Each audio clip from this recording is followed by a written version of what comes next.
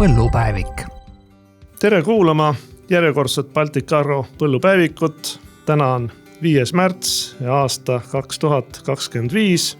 Väljas suur kevad kohe saabumas ja vaja paika panna esimesed välitööd, et mis siis kõigepealt vaja ära teha.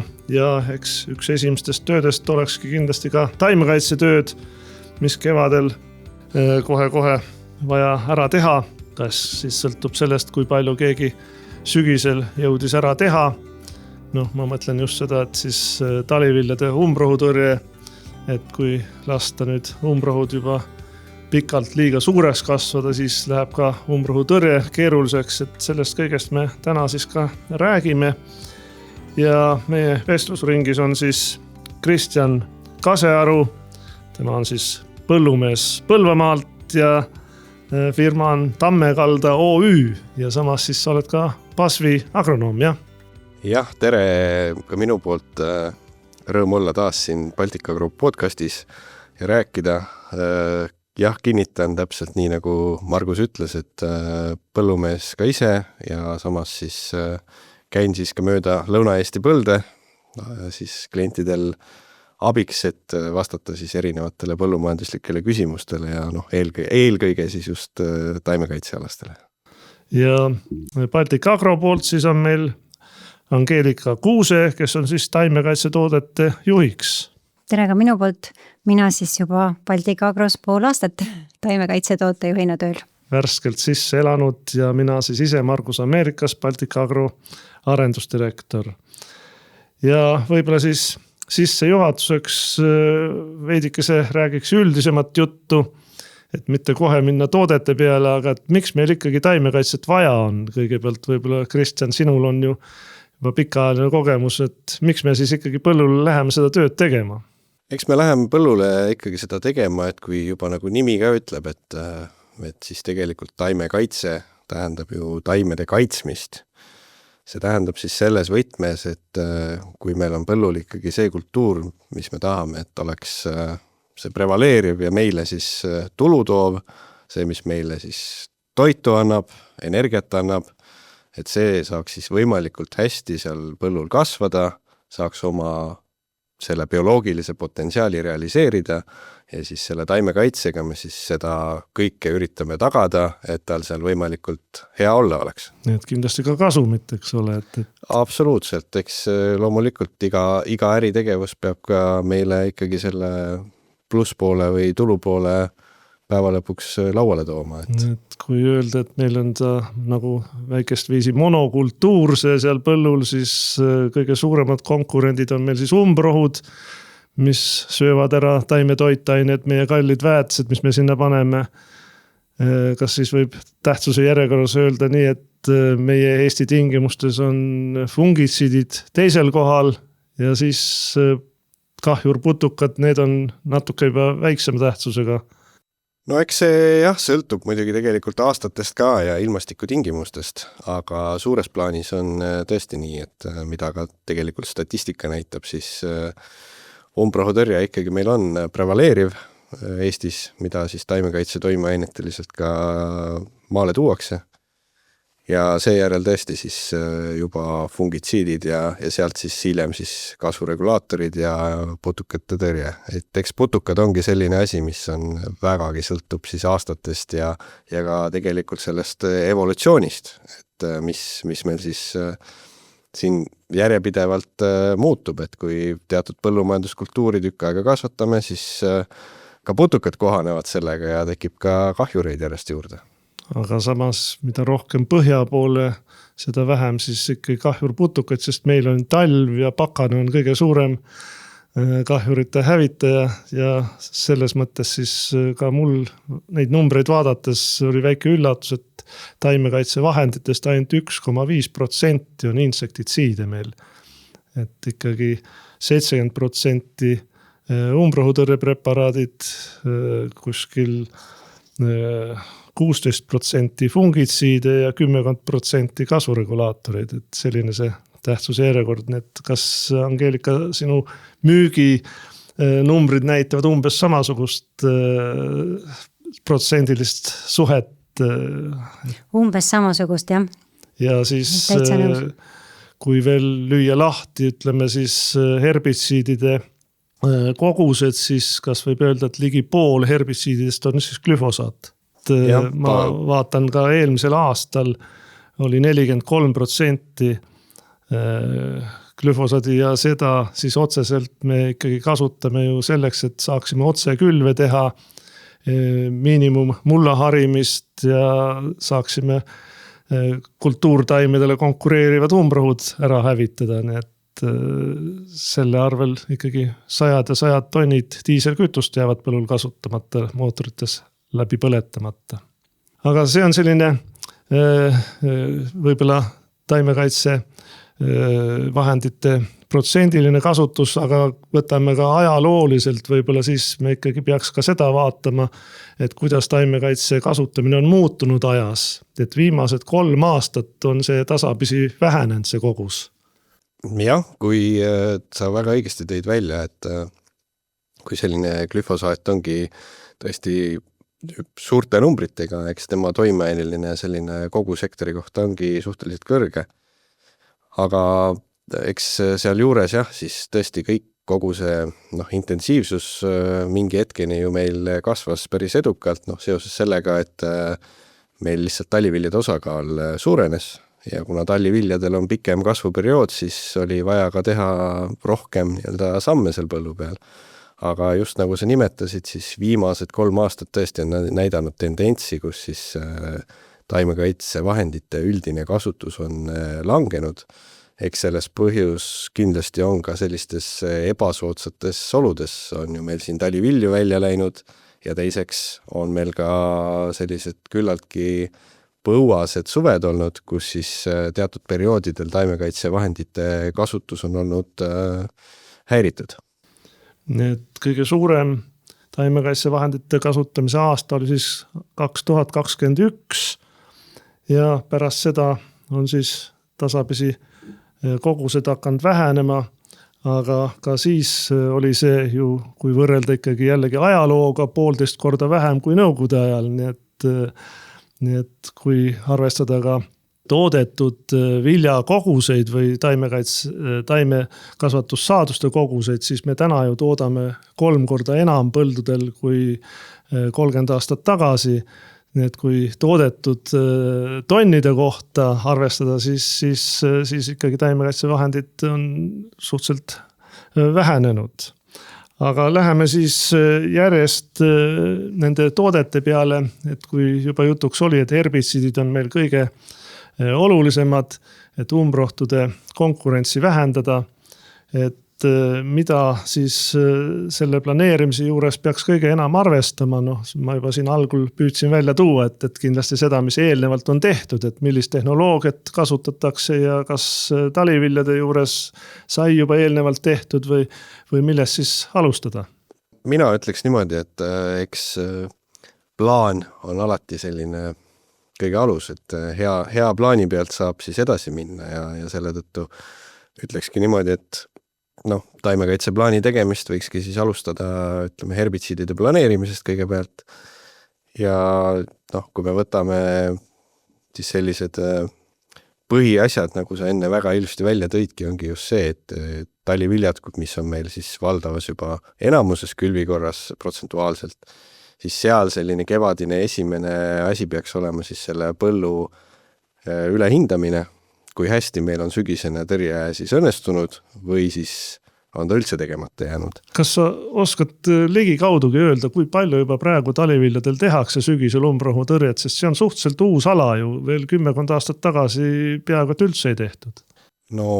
Minu kogemuse põhjal ma julgeks küll täna juba ütelda, et me oleme kuskil seal 75-80% juures. See on väga hea ju. Et väga hästi tõesti, sest eks põllumehed ole ka aru saanud, et kui mõtlemegi nendele kevadetele tagasi, mis meil on, siis need on ääretult heitlikud. Ühel hetkel aprillis on juba selline soojus, et võiks seal põllu peal kõike teha.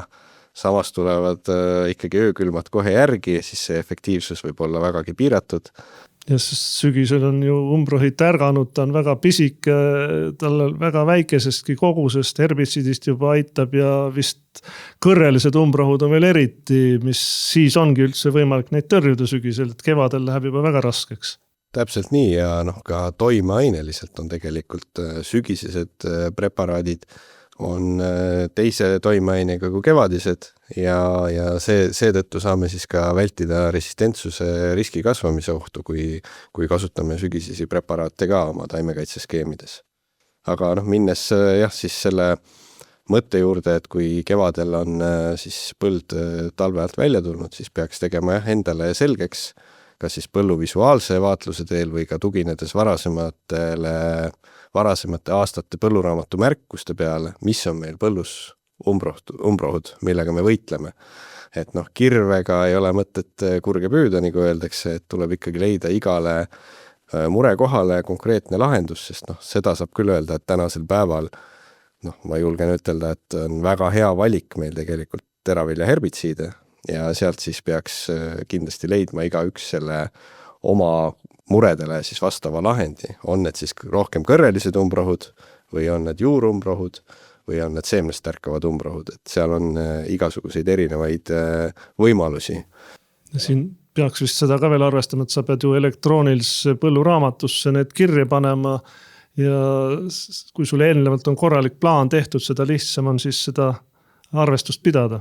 Absoluutselt, et kõik sellised asjad peavad olema ilusti kirja ka pandud ja just ka need kõrvaltingimused, et toodetel on ju ka erinevad puhvertsoonid, millest peab kinni pidama ja need oleks mõistlik siis endale kindlasti enne hooaega selgeks teha, et siis teada, kus ja mida võib kasutada, sest kindlasti on tooteid, millel on ka lubatud puhvertsooni vähendus, viia see 0 meetrini, kui me kasutame siis 90% triivi vähendavaid otsakuid ja ka selle kohta tasuks seda infot uurida, sest PTA lehel on see info täiesti olemas, millised need pritsi otsakud peavad siis olema, kui saab selle puhvertsooni 0-ni viia ja mis toodetel.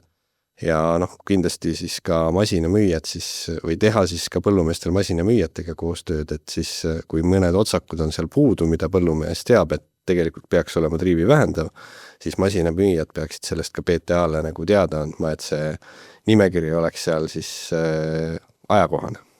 Et võib-olla siis, Angeelika, sina räägid ka konkreetsemalt nendest toodetest, mida siis nüüd vaja oleks kevadel. Siinkohal ma tooksingi just näiteks Baltika Agro tooteportfellis oleva teravilja herbitsiidi, meie lipulaeva Rexade, mis on lubatud kasutada puhvertsoonita, kui põllumees kasutab 90% triivi vähendavaid otsakuid. Just see sama asi, millest Kristjan rääkis. Lisaks Rexadest nüüd rääkides, mis räägib tema kasuks, on see, et tal ei ole mõju järelkultuuridele. Seda on herbitsiidide puhul väga oluline teada, sest nagu te teate, siis viimastel aastatel järjest rohkem koguvad populaarsust vahekultuurid.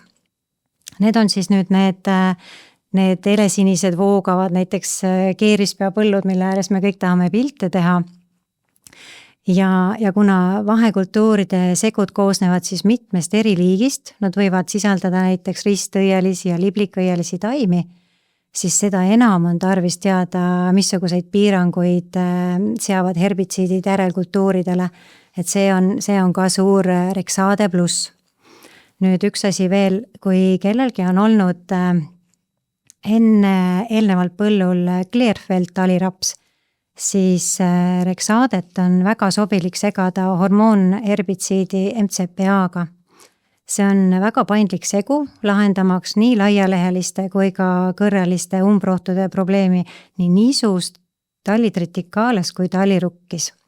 Segude tegemine vist on üldse soovitatav, et ei oleks sellist ühekülgset preparaatide, oht on ju alati resistentsuse tekkimine ja kui mingi preparaat on nõrgem mõne umbrohu vastu, siis see hakkab rohkem seal põllul levima, et segud ju seda just päästavad, et sellist asja ei juhtuks. Ja see on tegelikult väga hea märkus ja ma tooksin võib-olla ühe mõtte veel, mis mul enne jäi välja toomata, et sellest samast MCPA-st tuli näiteks juttu, et tema on siis hormoon tüüpi herbitsiid, et mõjutab siis taime kasvuhormooni.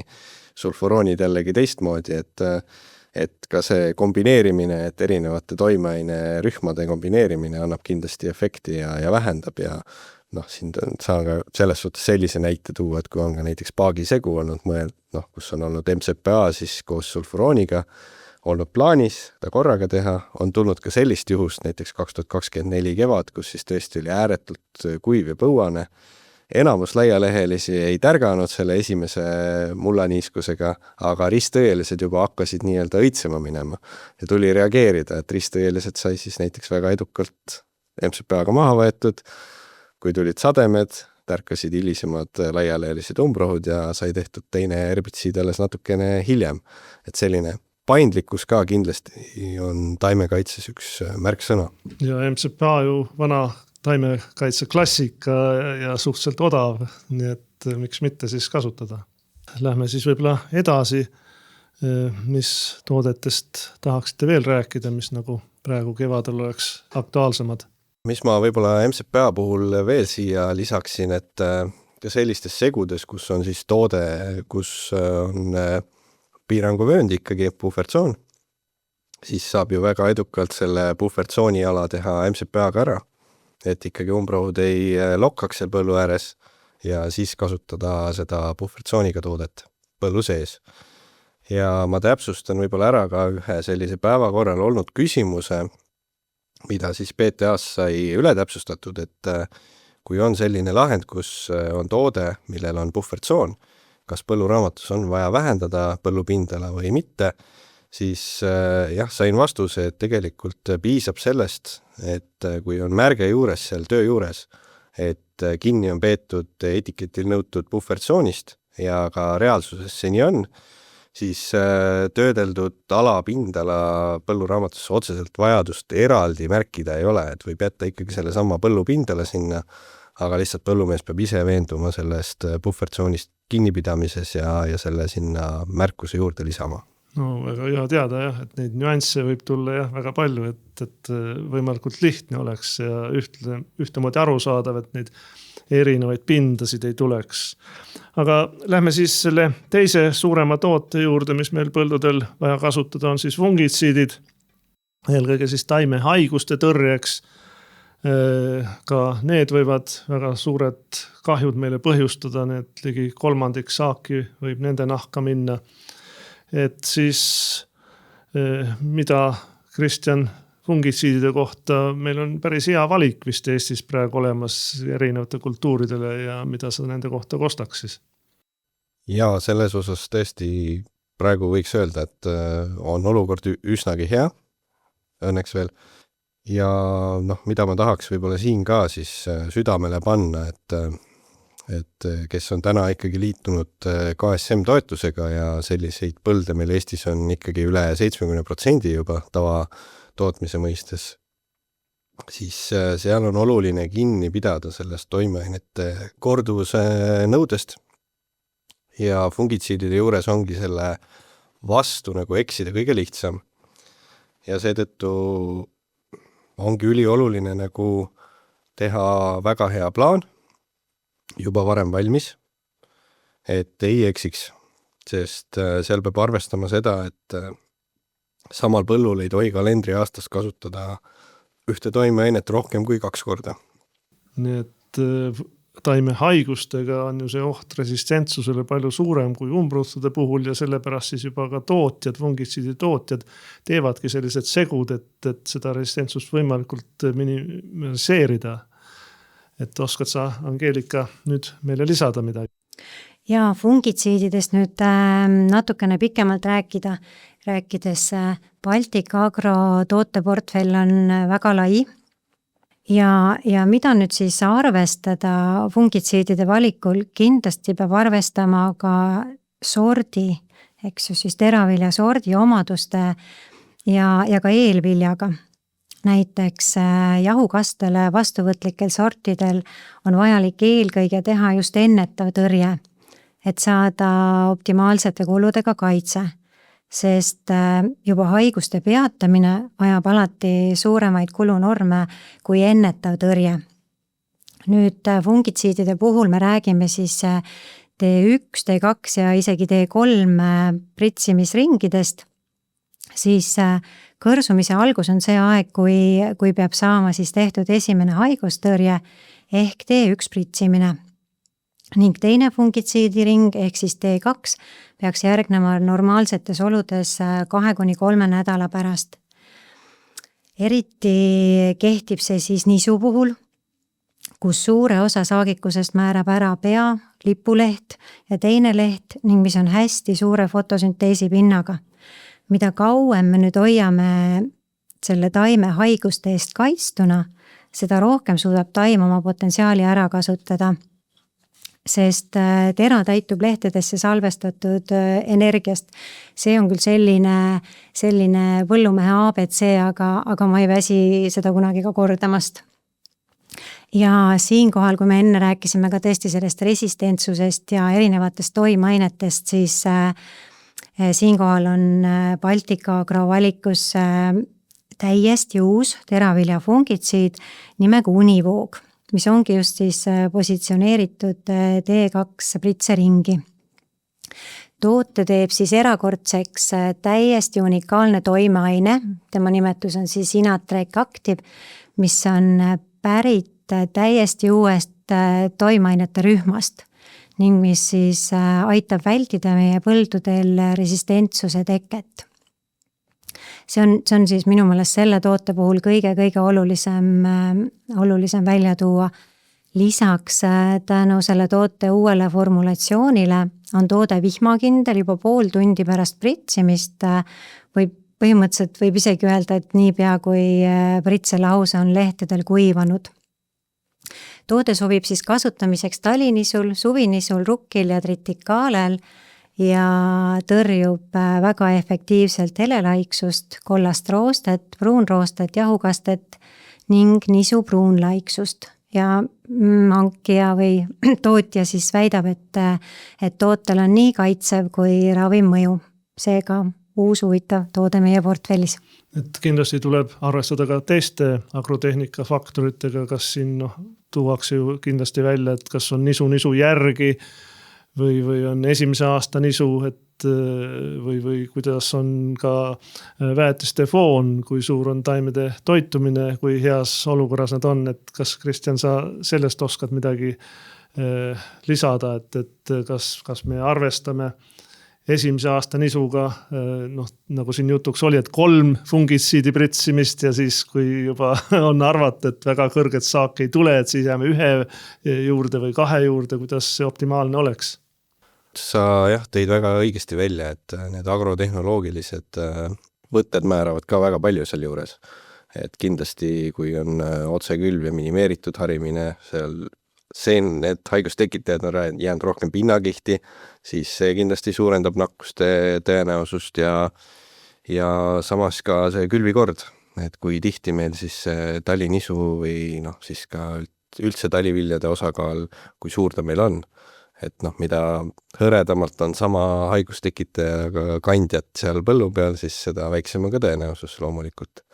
Ja ma lisakski siis siia juurde võib-olla sellise asja, mida me oleme Pasvis ka viimased aastad siis teinud, et siis seda selgitada seda haiguste ulatust ka siis laboratoorsel teel välja. Me oleme saatnud siis Saksamaale leheanalüüse ja just vaadates seetõttu, et siin paar viimast kevadet on olnud väga heitlikud ja sellised soojaained 20 kraadiga on siis saanud oma järje külmaga, mis on olnud siis nädalane näiteks öökülmaperiood või ka üksikud ülitugevad öökülmad. Et see on taimedele tekitanud sellise väga tugeva järsu stressi ja lehtedel on tekkinud palju ka füsioloogilisi laiksusi, mis näevad välja sõna otseses mõttes nagu seenhaigused. Ja see on tekitanud ka meis seda segadust, et kas tõesti siis võib olla haiguste nagu nakatumine nii kõrge või milles asi. Ja tegelikkuses ongi vastused pigem olnud sellised, et kõik alati, mis seal lehe peal paistab, ei ole seenhaigused, et seal on ka palju füsioloogilisi laike, et kui on tehtud ikkagi korralik T1 tõrje, sinna järgi siis T2 tõrje, mis siis peaks minu hinnangutes Eestis olema selline A ja O, et siis vajadusel sinna lisandub ka see T3, kui on tõesti erakordselt head olud. Aga kui siis tõesti see T1 ja T2 olid tehtud, siis nendel põldudel, kus oli ikkagi, ütleme, hea eelvili olnud, siis seal oli haiguste esinemise sagedus märksa väiksem ja ka haigustekitajate patogeenide arv väiksem. Aga kus olid ikkagi eelviljad tihtilugu, näiteks oligi nisu järgi külvatud, siis väga tihtilugu ikkagi nendel põldudel oli päris palju haigustekitajaid, et see külvikord on ikkagi ka üks väga oluline element haiguste vältimisel. Küsin nüüd vahele kohe, et kui kiiresti siis laborist tulemust kätte saadakse, sest kevadel olukord võib mõne päevaga ju muutuda, et siin nädala 2-ga, kui asi hiljaks jääb, siis on juba pritsimine ka hiljaks jäänud. Jah, ei, see labori analüüs on ikkagi pigem tõesti selle analüüsi tegemise jaoks ja järgmise hooaja plaanide tegemise jaoks, et kahjuks sellist kiirmeetodit ei ole. Ma sain siis valesti aru, ma mõtlesin, et võtate põllult lehe analüüsi või proovi ja siis analüüsi järgi öeldakse, et minge nüüd pritsime, aga sellega tõesti vist ei jõua nii kiiresti ja operatiivselt. Jah, päris nii ei saa, aga ütleme, et see kogemus juba on näidanud väga hästi sellist asja välja, et kui 2020, ütleme, 3 kevadel sellised esimesed füsioloogilised laiksused nagu tekkisid, siis paanika oli nagu palju suurem ja ka endal oli segadust rohkem kui 2024, et sama olukord kordus, siis oli juba tegelikult suhteliselt, võis juba kõhutunde pealt öelda, et tegemist ei ole nii-öelda seenhaigusega, vaid tegemist on füsioloogilise laiksusega ja need laborianalüüsid ka see aasta kinnitasid täpselt sama. Enam-vähem võib ikkagi pidada järge selle järgi, kuidas eelnevalt plaanid on tehtud, et optimaalne pritsimiste vahe, et keskmise kevade ja suve jooksul on enam-vähem siuke mõne päeva siia sinna poole.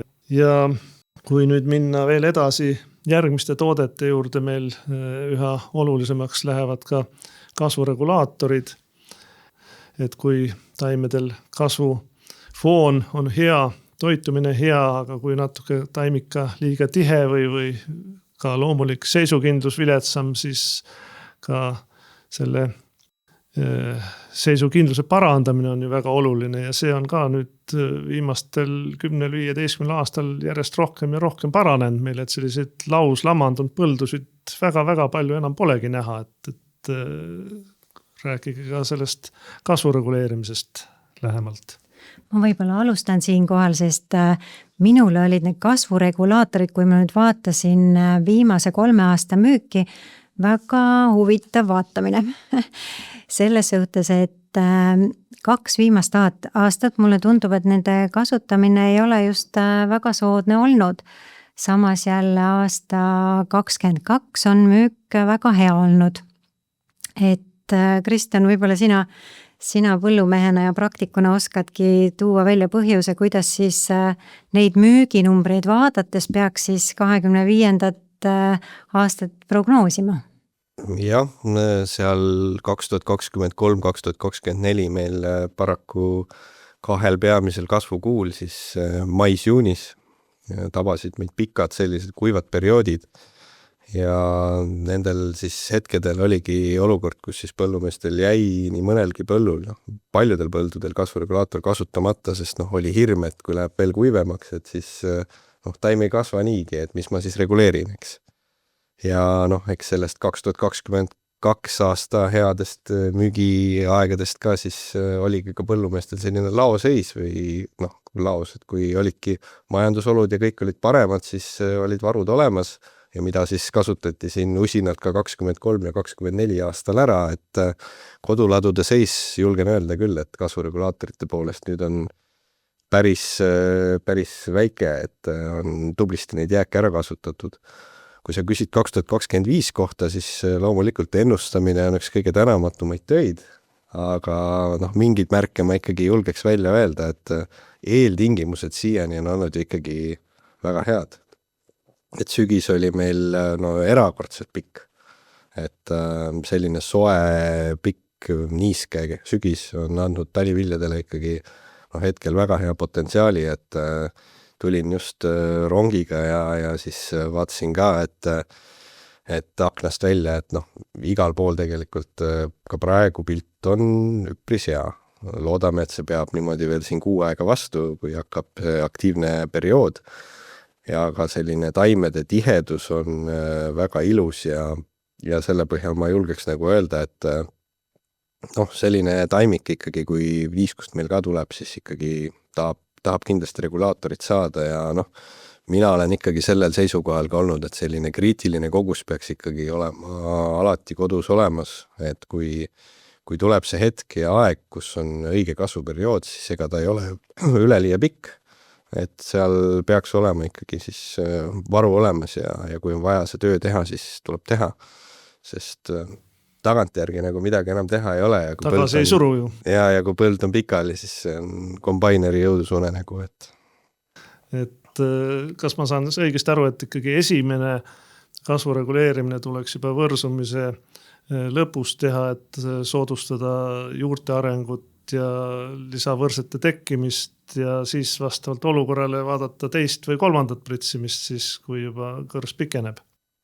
Ei, absoluutselt, sest igas perioodis on tegelikult omad lahendused olemas ja ikkagi see kõrresõlmede alumine faas on ikkagi kõige olulisem, kus pannakse põhiosa paika, et lõpus saab teha ainult nii-öelda peenhäälestust.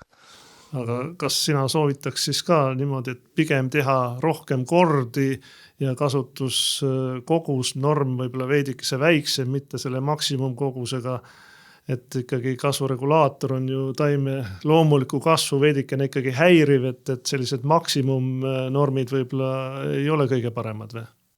No päris võib-olla maksimumnorme jah, keegi siin Eesti tingimustes ei kasuta niikuinii, aga just eks igaüks peab vaatama ka sinna taimekaitseplaani sisse, et mida ta reaalselt ära suudab teha, et kõige rohkem eksitakse ka selle vastu lihtsalt, et kui plaan tehakse endale nagu liiga tihe, aga reaalsuses ei jõuta neid asju õigel ajal ära teha, siis peab paratamatult kuskilt selle kesktee leidma. Et kindlasti ma ütlen, et see kõrsumise faasi regulaator on kõige olulisem. Aga et tihti peale öeldakse, et kuidas paagisegudega on, et kas mul on õigesti jäänud meelde, et kasvuregulaatoriga peab ettevaatlik olema, et seal väga-väga suure komponendilisi segusid võib-olla on natuke ohtlik teha? Ja kindlasti ja eelkõige seal peab arvestama just, mis seal paagisegus ka veel see sisaldub, et kindlasti teatud herbitsiidid ei soosi enda kõrvale üldse kasvuregulaatoreid ja ka kindlasti leeväetistega ei tohiks nagu liialdada. Mina nüüd omalt poolt lisan, et Baltika Agro toote valikus on piisavalt tooteid nii võrsumisfaasi, kõrsumisfaasi kui ka lipulehe faasi jaoks. Ja kindlasti toetan ka seda mõtet, et tasub kriitiline varutooteid enda lattu ära võtta, sest meie küll hoiame oma laos piisavat kogust, kuid kiirel hetkel, kui kõigil on korraga kaupa vaja, võib õige kasutusaeg mööda minna enne, kui kaup kliendini jõuab, lihtsalt ei jõua nii kiiresti kaupa laost väljastada. Kui nüüd taimekaitse toodete liikide kaupa veel edasi minna, siis me alguses ütlesime, et insektitsiidid, kahjuritõrjevahendid on ainult paar protsenti taimekaitsevahenditest kogustest, et kas mõnel aastal võib ju kahjureid väga palju olla, nii et me ju teame selliseid suuri nagu lehetäide uputusaastaid ja õnneks nad käivad sedasi lainetena, et ka meil ju põllul need samadki lehetäid teraviljadel või ripslased või ka teised siin nüüd rapsil või kultuuridel on päris palju neid kahjureid tekkinud, et kuidas meil insektitsiididega lood on, et on ju kuulda, et järjest vähemaks on jäänud neid tooteid ja piiranguid on kõige rohkem nende juures, et kas meil ikkagi nüüd üldsegi enam mingit süsteemset preparaati ka on kasutada või siin sellised ajutised load, ma saan aru, et on praegu välja antud? No jah, kui me selles osas vaatame tõesti insektitsiidide poolele, siis on see rida ju hõrenenud päris palju ja kui vaatasime ka statistikale otsa, siis tõesti pärast seda, kui mitmedki süsteemsed tooted meil listist välja kukkusid, siis ka kohe see toimeaine kogus, mis turule jõudis, insektitsiide on nagu vähenenud. Et mõned ikkagi tooted meil hetkel on ja on ka tõesti sellised eriloa taotlused hetkel töös. Ma vaatan statistikast, et viimase 5 aastaga on 3 korda vähenenud insektitsiidide kasutamine.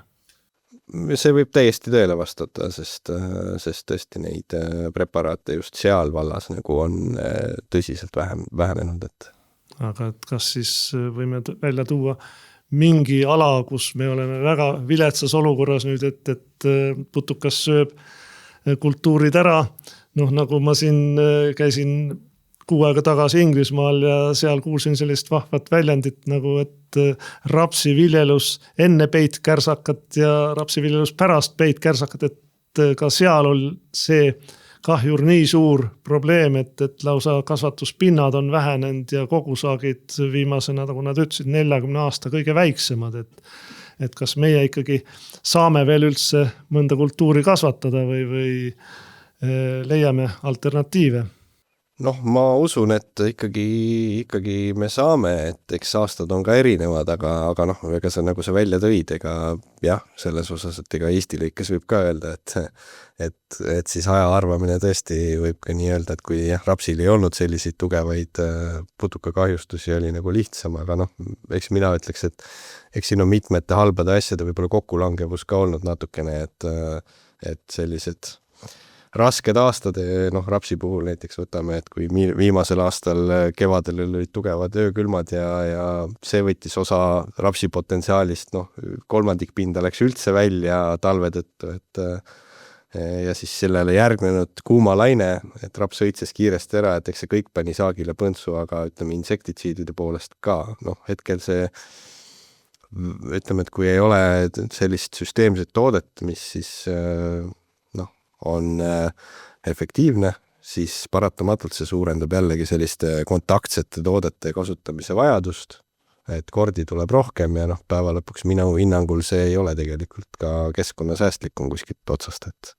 Et me nüüd sujuvalt jõudsemegi juba rapsi juurde, et räägime võib-olla mõnest olulisemast kultuurist ka täpsemalt, et mida seal siis tegema peab, et oskad sa, Angeelika, ka lisada midagi seal? Kuna me rääkisime insektitsiididest ja nüüd rapsist, siis me väga loodame, et meie sortimenti lisandub eriloa alusel kontaktse ja süsteemse toimega preparaat Sivanto Energy Bayerilt, mida saab siis kasutada rapsil varrepeitkärsaka, kõdrapeitkärsaka, kõdrasääse ja hiilamardika tõrjeks. Taotlus on hetkel menetlemisel ja ootame väga pikisilmi vastust. Loodame, et siis saame eriloaga selle toote kasutamiseks. Siinkohal aga palus meie agronoomnõustaja Annika Täkker rõhutada kärsakate seire olulisust, mida tuleb alustada kevadel juba väga varakult. Sest varrepeitkärsaka arvukus saame oluliselt vähendada, kui esimene kevadine tõrje õigeaegselt ajastada. Näiteks mulla temperatuur, kui on juba 6 kraadi ja kui samal ajal peaksid siis olema päevased kõrged õhutemperatuurid, mida meil kevaditi tihti viimasel ajal juhtub, siis võib kärsakatel alata juba päris aktiivne liikumine üsna varakult, näiteks eelmisel aastal juba kuskil aprilli keskpaigas oli kärsakate surve üsna suur.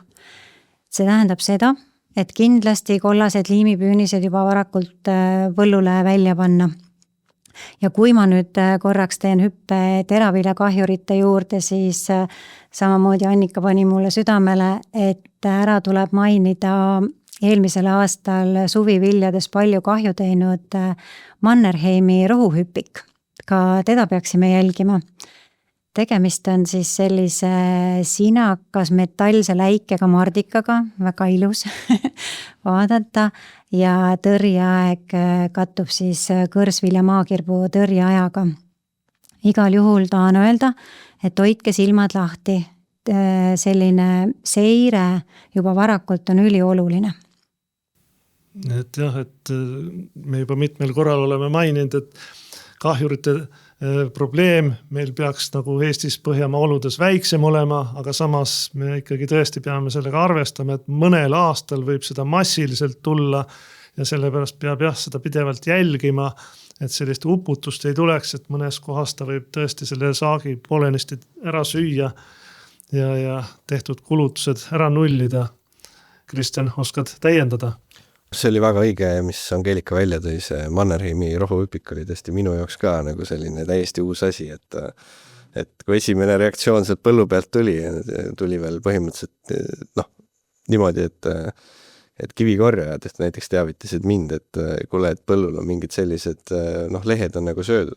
Mõtlesin ka, et okei, et mis seal ikka, et tavaliselt kõrsvilja maakirp esimesi paari lehte natukene näksib, et ei ole hullu, et ei reageerinud ka veel kohe nii-öelda tunni pealt, vaid läksin siis järgmine päev vaatama ja siis vaatasin, et see asi nagu päris õige ei ole, et midagi on nagu teistmoodi ja just nagu enne nimetas Angeelika, et sellised sinised putukad siis põllu peal. Ja. Et sellised lõunamaised kahjurid, mida me vanasti ei osanud nagu arvestadagi, kas siis nüüd on kliima soojenemine tõesti süüdi või ei osanud vanasti kõiki hinnata ja meil ei olnud ka selliseid kultuure, sest ka taliraps iseenesest on meil ju suhteliselt uus kultuur ja kui ka eelmisel aastal ju päris palju pandi ikkagi hukkunud talirapsi asemel suvirapsi, siis seal on ju hoopis teised kahjurid ja probleemid. No kuidagi on jah niimoodi läinud, et eelmisel aastal, kes suvirapsi külvasid, pigem nagu ei olnud nagu üleliia hädas, et nagu see surve just ongi nagu talirapsi poolele võib-olla veidikene üle kolinud nendelt putukatelt siis suvirapsi pealt talirapsile, aga eks see sõltubki, et see võib jällegi juhtuda ühel hetkel teistpidi, et seda just ette on raske öelda. Selles mõttes peab jah silmad lahti hoidma, nagu siin jutuks oli. Nii, millest me veel räägiks, kas olulisemad kultuurid võiks olla ka liblikõielised, kus on väga spetsiifilised taimekaitsevahendid? No liblikõieliste puhul mina ütleks, et meil on ikkagi külvipind teinud väga suure hüppe, et külvipind on ikkagi rekordiline olnud ja eks see mõneti on tingitud ka möödunud aastal sellest talirapside hukkumisest. Et siis nii põld hernes kui põlduba? Jah, eelkõige just herne osakaal nagu on kasvanud märgatavalt, et tuba võib-olla on isegi suhteliselt stabiilne olnud, aga kindlasti see aasta ma olen ka kuulnud, et oapind ka kasvab, et tahetakse külvata. Sest maksimumpinnad oli siin kuskil 5 aastat tagasi, aga siis jäi väga palju põldu koristamata ja sees tekkis väike pettumus, aga iseenesest on ju liblikõielised väga head alternatiivid meile teravilja rikkas külvikorrast, nii et ja teatavasti on ju ka põllumeestel teatud kohustus liblikõielist kasvatada, kui tahad keskkonnasõbralikku toetust saada. Ja see ikkagi see sama taliviljale super hea eelvili, et see on kindlasti väga, väga suur põhjus, miks aga seda samas kasvatatakse. siis liblikõielistest on võib-olla natuke keerulisem umbrohtudest lahti saada, seal nii vängeid ja häid herbitsiide ei ole või peab lihtsalt targemini tegutsema. Täna ma julgeks öelda, et just pasvi poole pealt, et see koorum on nüüd ikkagi väga selline hea lahendus olnud ja samamoodi, et on saadud siis just kasvuaegselt nii-öelda saab tõrjub erinevaid umbrohtusid, nii laialehelisi kui ka kõrrelisi, selliseid lihtsamini tõrjutavaid, aga kindlasti selle koha pealt ma usun, et seal on nagu veel asju, mida nagu tõrjuda, et just mina juba hindaks pigem neid liblikõielisi ka selles, et nad on jällegi üks selline kultuur, kus saab tõrjuda millegi muuga kui teravilja, herbitsiididega neid asju, et ma arvan, et Angeelika oskab ka siin kindlasti lisada, et lisaks umbrohtudele ka taimehaigused, sest eriti ju põlduaal, see on ju väga suur probleem, et see söögisel võib olla kogu põld must või lehepind ära kaduda šokolaadilaiksusega ja siin tuleb ka ju varakult selle nagu tähelepanu pöörata, et saaks need ära tõrjutud. Kindlasti, aga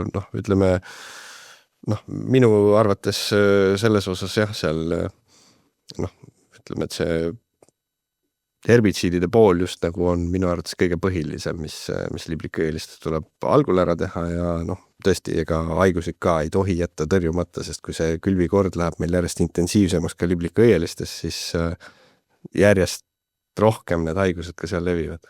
Selge see, aga kas herne puhul me teisi preparaate peame veel kasutama, seal vist kasvuregulaator suurt ei aita, aga kahjurite tõrje peab ikkagi tehtud olema, kui peaks kõvem rünne olema põllul? No kindlasti sellepärast, et ega kvaliteet on ju, sõltub väga paljuski ka just kahjuritest ja ega näiteks hernekärsakas võib ka tegelikult ju tõusmed niimoodi ära süüa, et sealt ei tulegi enam midagi, et sellepärast peab ikkagi põlde seirama ja loomulikult ka hernemähkur loomulikult jällegi vaja, et kui on ikkagi hernemähkuri osakaal väga suur, siis see hernes on meil nii-öelda ussitanud ja jällegi ta ei kõlba toiduks. Tahame toiduviljana müüa, saame võib-olla paremat hinda, aga kui ual on augud sees, siis ei saa. Jah, siis läheb söödaks. Nii, kas kevadel praegu on mingi oluline toode, mille peal peaks tähelepanu enam olema või peaks kindlasti olema mingi teatud varu omal taimekaitse laos, et teha ära need esmased tööd, mis praegu aprillikuuses kohe tegemisele lähevad ja siis ülejäänuid tooteid saaks nagu veel juurde, et kuidas üldse taimekaitse toodete saadavusega on, et kui me teame siin, et seemned ja väetised ja need ostetakse suhteliselt varakult ära, et kas siis taimekaitse jääb nagu viimaseks või on juba põllumeestel kõik ladudes kaubad olemas? Angeelika, sa tead täpsemalt, et ma arvan, et ladudes veel olemas ei ole, küll aga tahaksingi ma panna põllumeestele südamele, et tee juba täna ära oma taimekaitseplaan. Võib-olla oleks pidanud juba eile tegema. Või on tehtud juba. Või on tehtud juba. et see tuleb hästi täpselt läbi mõelda, nii nagu me siin ka eelnevalt oleme rääkinud, et see, et ei oleks toodete kordust, et sul oleks asjad õigel ajal laos olemas, sest ilm kunagi ei küsi, et võib-olla on ainult mõne toote kasvatamiseks paar päeva ja ongi kõik. Ja tahaksin ka julgustada kõiki põllumehi kutsuda appi meie agronomnõustajaid või meie müügiesindajaid. Nad on meil väga-väga pikaajalise kogemusega, väga-väga teravad aitama ja kindlasti saab nende käest väga head nõu. Mida mina nüüd olen märganud, et kui meie käest on küsitud siis hinnapakkumisi ja toodete saadavust, siis väga tihti on nendes sarnased tooted. Aga mida võib-olla siis meie nõustaja saabki teha, on see, et pakkuda talle uusi tooteid, huvitavamaid tooteid, innovaatilisemaid tooteid, et alati see uute toodete kohta info ju ei jõuagi põllumeheni. Et kindlasti kutsuge meie nõustajad appi ja proovige uusi lahendusi. Et see on see sama, millest me täna oleme rääkinud, et vältida resistentsust, et on erinevad toimeained ja see tagab meie jätkusuutlikkuse. Ja teine asi, mis ma tahtsin veel südamele panna, ongi see, et telli tooted ära, telliga veidikene varuks, nii nagu me rääkisime, et mõne toote kasutamise ajaaken on ikkagi väga lühike ja siis on hea, kui see toode on sul laos olemas. Aga sinul on juba kõik kaubad praegu olemas või sa oled alles ära tellinud ja tulevad veel järjest siin? Minul on kaubad tellitud ja muudkui järjest tulevad, iga päev. No aga seda võime siis nüüd öelda, et kes varem ära tellib, see saab laiemat valikut, et viimased, kes kui läheb prits juba põllule ja siis alles kevadel hakkad midagi otsima, et siis saad ainult laojääke veel, jah? Võib küll öelda nii, jah. Et kes ees, see mees. Jah, mina võib-olla tahaks sama asja rõhutada ja enda kogemusest ka, et kui see plaan on ees, siis on vähemalt midagi nagu jälgida ja mille põhjal minna, et loomulikult plaanis ongi alati neid muutvaid faktoreid, nagu ütlesime, et ilmastik ja kõik muud, et inimfaktorid ka, et kas midagi ei jõua või läheb katki või tuleb ümber tõsta. Aga vähemalt kui plaan on ees, siis on neid eksimusi ikkagi märgatavalt vähem, et kui viimasel hetkel muidu hakata neid asju tegema ja otsustama, siis juhtubki tihti nii, et kas ma ei saa seda asja, mida ma võib-olla algselt planeerisin või tahtsin ja teiseks siis ka võib-olla seal tekibki selline mure, et teen kogematusest vea, et panen valele kultuurile vale toote, see on eriti hull, kui tegu on mingi sellise herbitsiidiga, mis näiteks kaerale ei sobigi üldse, et seal on järgi must maa. Et neid juhuseid paraku igal aastal juhtub ja ikkagi just selliste kohtade peal, kus on kiirus, on see pagana faktor, mis ühel hetkel võib, kuidas öeldakse, kahjuks hakata mängima, et näed, kiire oli ja tegin niisuguse lolli vea. Eksitused sisse. Täpselt, et selles mõttes see asi on väga täpseks läinud ja pigem kui ikkagi asjad on paika planeeritud, siis selliseid eksimusi tuleb ikkagi vähem. Meil on ju olemas kõik, mis taimekasvatuses oleks vaja, et sellist täispakett lahendust on meil täiesti võimalik ju kõigile pakkuda, et kuidas sa suhtud sellesse, kui põllumees võtab ühe toote sinu käest ja teised siit ja sealt igalt poolt, kust midagi leiab, et kas need asjad, kuidas siis nad kokku sobivad, et selles mõttes oleks ju ka parem, kui ta meie nõustajate poolt oleks üle vaadatud see taimekaitseplaan, et nad omavahel kõik sobivad ja et kui ajad seda viimast kõige odavamat toodet kuskilt taga, et võib-olla peaks ka hoiatama neid selliseid, meil siin on ju ka räägitud salataimekaitsest, et kindlasti olla ettevaatlik taoliste üliodavate pakkumistega, kui keegi teil kaubikuga õue peale sõidab ja midagi hakkab ära rääkima, et tal on see kuskilt saadud. See on ja Eesti turul vist see ei ole nii laialt levinud, ma olen kuulnud, et siin naabrid Läti ja Leedu, et neil on jah selliseid kaubikumüüjad täitsa olemas. Aga mina küll toetan seda, et võtta ühest ettevõttest, sest meil on väga laialdane valik ja ma küll ei tea midagi, mis meil puudu oleks praegu. et tõrjeplaanid ära teha ja siis on sul ikkagi kindel, et sa oled ise selle läbi mõelnud, et meie nõustaja on sind toetanud selles, et nii kui Kristjan ütles, et plaan peab olema paigas ja matemaatika peab olema läbi tehtud. Et sul on ilusasti kõik läbi arvutatud, kui palju, kuhu sul mida vaja on ja selle alusel saad siis ka tellimused ära teha. Sellise optimaalse saagikuse taseme juurde kuskil, kuidas Kristjan, sina tavaliselt arvestad kuskil seda optimaalset kuskil 5, 6, 7 tonnist nisusaaki või? Ütleme niimoodi, et eks tahtmine on taevariik, aga tuleb olla realist ja võtta selline aastate keskmine saak ikkagi sinna targetiks, et mina nisu puhul ikkagi arvestan niisugust 6 tonni, mis peaks olema nagu ikkagi kindlasti see, mida tuleb püüdma minna.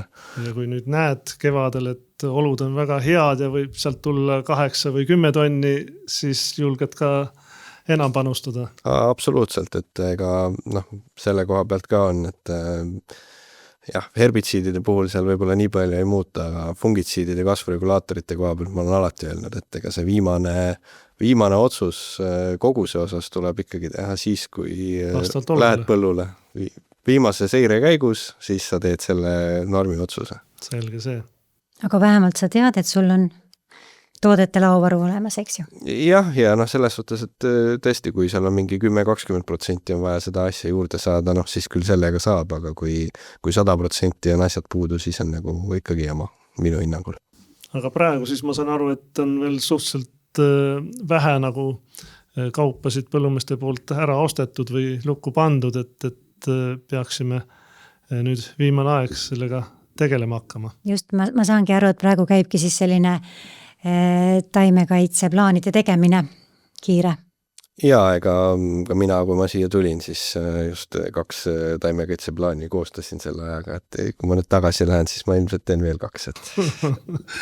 Väga tore, kui põllumehed usaldavad asjatundjaid. Aga suured tänud teile siis täna siin vestlusringis osalemast, Angeelika ja Kristjan, ja täname ka kõiki kuulajaid ja loodame, et tuleb üle mitme aasta siis ka jälle üks soodusaasta, sest oleme ju siin natuke kõrvetada saanud eelmistel paaril aastal, aga praegu tundub, et kõik on ilusti talve üle elanud, mis meil põllul kasvab. Võib-olla väiksed tagasilöögid kuskil on, aga loodame, et siis see kevad, mis tegelikult iseenesest on ka veel taliviljadele üks raskemaid perioode, eriti talirapsile. On olnud aastaid, kus aprilli alguseski on veel rapsid välja läinud, aga loodame siis, et seekord seda ei juhtu ja tuleb hea taimekasvatusaasta. Aitäh kuulamast! Ja mina ka soovin kõigile edukat hooaega ja tarku otsuseid. Aitäh kuulamast, kõik head! Põllupäevik